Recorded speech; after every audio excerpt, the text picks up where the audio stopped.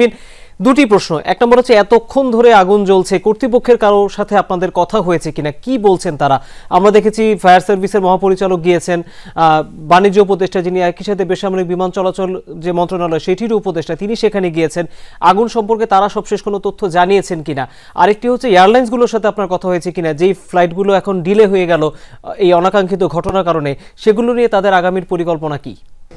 ভবন, শাহজালাল বিমানবন্দর কর্তৃপক্ষ যে সন্ধ্যা 6টা পর্যন্ত বলেছিল ফ্লাইট ওঠানামা বন্ধ, সেটা নিশ্চয়ই তারা পরবর্তী আরেকটি নির্দেশনা দেবেন, কারণ এখন ফ্লাইট ওঠানামা কার্যক্রম শুরু হওয়ার কোনো সম্ভাবনা বা কিছুই আমরা দেখছি না। কারণ আমি যে এখনও যে দেখছি যে মূল কার্গো ভবন, কার্গো ভিলেজ যেটা বলে আমদানি শাখা, এই আমদানি শাখার পেছনে ঠিক আমার সেই পেছনে এখন কালো ধোয়ার কারণে দেখা যাচ্ছে না, কিন্তু আপনাকে যদি আমি বলি যে কুরিয়ার শাখা এখনও দাউ দাউ করে আগুন জ্বলছে। অর্থাৎ সে আগুনের তীব্রতা যত সময় যাচ্ছে ততই বাড়ছে। কিন্তু আমি তাদের সাথে কথা বলার চেষ্টা করেছি যে এই আগুন যখন বেলা 1:30টার পর শুরুর দিকে কার্গো কুরিয়ার সেকশনের যখন আগুনটা কুরিয়ার সেকশন থেকে যখন ধোয়ার কুণ্ডলি দেখা যাচ্ছিল, সেখানে আগুনটা মূলত সূত্রপাত বলে এখন পর্যন্ত ধারণা করছে। তখন তাৎক্ষণিক যে বিমানবন্দরে যে ফায়ার ফাইটিং সিস্টেম ছিল তারা সেটা রেসপন্স করেছে, কিন্তু আগুনটা এত দ্রুত ছড়িয়ে গেছে, এত দ্রুত পুরো কার্গো ভিলেজকে গ্রাস করেছে, তা বিমানবন্দরের সেই সক্ষমতা ছিল না।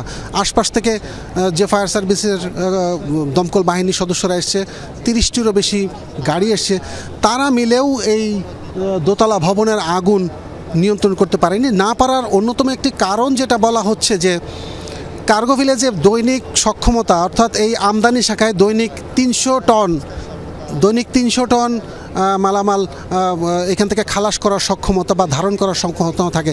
সেখানে দৈনিক বর্তমানে 1000-এরও বেশি টন, 1000 টনেরও বেশি মালামাল এখানে হ্যান্ডেলিং করা হচ্ছিল। অর্থাৎ সক্ষমতা হচ্ছে অনেক গুণ বেশি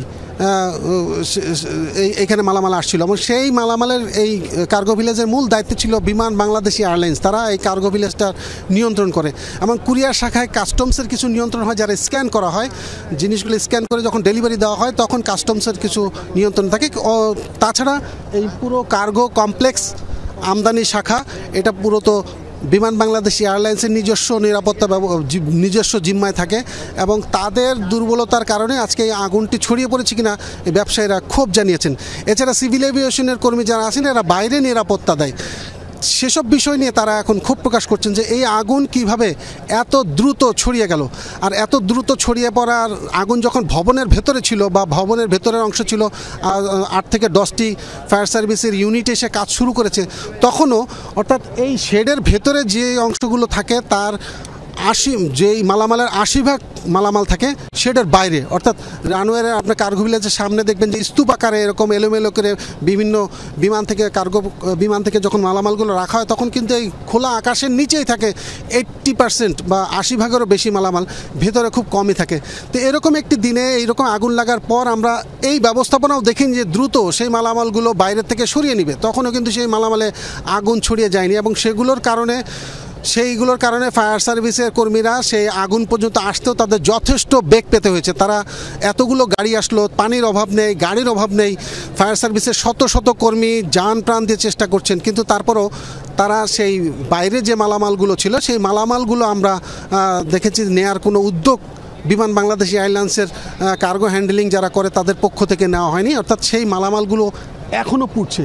এখন সামনে সেই মালামালগুলোর আগুন সবচেয়ে ভয়াবহ যেই কেমিক্যাল গোডাউন বলা হয়, সেই কেমিক্যাল গোডাউনটি এখনও পুড়ছে। কেমিক্যাল গোডাউনের পাশেই ভারী যন্ত্রাংশ, বিভিন্ন গার্মেন্টস, বিভিন্ন আইটি সেক্টরের যন্ত্রাংশ, বিভিন্ন মেডিকেল ইকুইপমেন্ট, মেডিকেল রাসায়নিকের যেই কেমিক্যালগুলো থাকে, সেই গুরুত্বপূর্ণ বিষয়গুলোই কিন্তু সেই গুরুত্বপূর্ণ অঞ্চলগুলোই এই ঠিক এখন দাউ দাউ করে জ্বলছে। এমনকি কার্গো আমদানি এই যে কার্গো ভিলেজের যে দোতলার ভিতরে আমরা যে ভেন্টিলেটরগুলো আছে, ভেন্টিলেটরগুলোর ভেতরে দেখছি আমরা দাউ দাউ করে আগুন জ্বলছে। অর্থাৎ বাইরে কালো ধোঁয়া, ভেতরে দাউ দাউ করে আগুন। এমনকি বাইরে খোলা মাঠে, অর্থাৎ এই এই যে কার্গো ভিলেজের সেটার বাইরের যেই 80 ভাগেরও বেশি মালামাল যেগুলো ছিল খোলা আকাশের নিচে, সেগুলো এখন দাউ দাউ করে জ্বলছে। সেগুলোর উপরেও দেখছি পানি, যথেষ্ট পানি ছিটানো হচ্ছে কিন্তু নেই।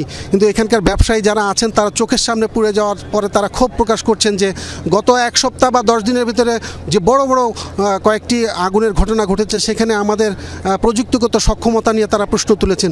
এমনকি এই মাত্র দোতলা একটি কার্গো ভবন বা এত খুব বেশি এরিয়া না, অল্প এরিয়ার ভিতরে এরকম একটি কার্গো কমপ্লেক্সে বাইরে ভেতরে এরকম একটি আগুন নেভানোর জন্য 30টিরও বেশি ফায়ার সার্ভিসের গাড়ি এসছে। এমনকি ল্যাডার দেখেছি আমরা, যেটা বহুতল ভবনে উঠে উঁচু থেকে পানি নেভানোর কাজ করে, সেটা দেখলাম। সে একটিমাত্র ল্যাডারে কাজ করছিল উপর থেকে, কিন্তু সেই পানি যথেষ্ট মনে হচ্ছিল না।